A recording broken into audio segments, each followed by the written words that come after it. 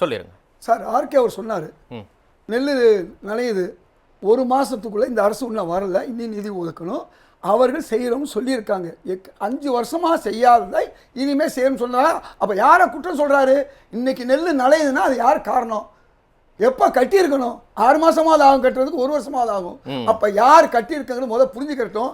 முட்டு கொடுக்கலாம் சார், அது நியாயமா ஒரு முட்டு கொடுக்கணும். அது யாரும் இல்லை, முட்டு கொடுக்க வார்த்தை என்ன கேட்குறேன், அவர் ஒப்பீனியன் அவர் சொல்றாரு. அவர் கிராமம் கிராமமா கிடங்கு அமைக்க முடியுமா? இது என்ன நடக்கிற காரியமா? நான் கேட்கிறேன், இது வந்து கேட்கிற மக்களுக்கு தெரியும்.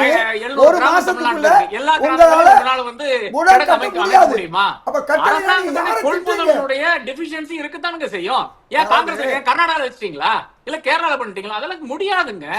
அப்ப அங்க இருந்து ஒரு மாசத்துல முடியும் சொல்ல முடியலங்க சார். ஒரு மாசத்துக்குள்ள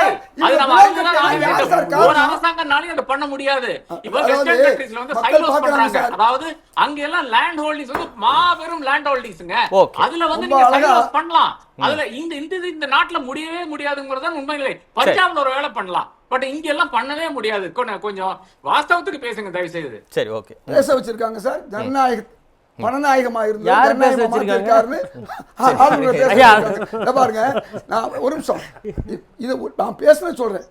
67 புரட்சி 77 புரட்சின்னு எம்ஜிஆரையும் அண்ணாவையும் சொல்ல வச்சிருக்காரு. யாரு?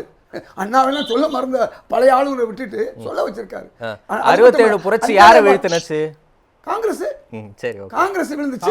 அதுல இருந்து தான் சார் ஆரம்பம்.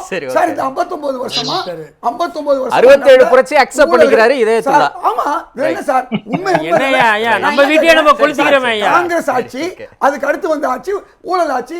ஊழல் ஆட்சி மாறி ஜனநாயக ஆட்சி வந்திருக்குன்னு கவர்னர் சொல்ல வச்சிருக்காங்க இல்லையா? அதுக்கு காரணம் சொல்றாரு. இந்த வகையில ஊழல் ஒளிஞ்சிருக்குன்னு சொல்ல வைக்கிறாங்க. இதுதான் சார் உண்மை.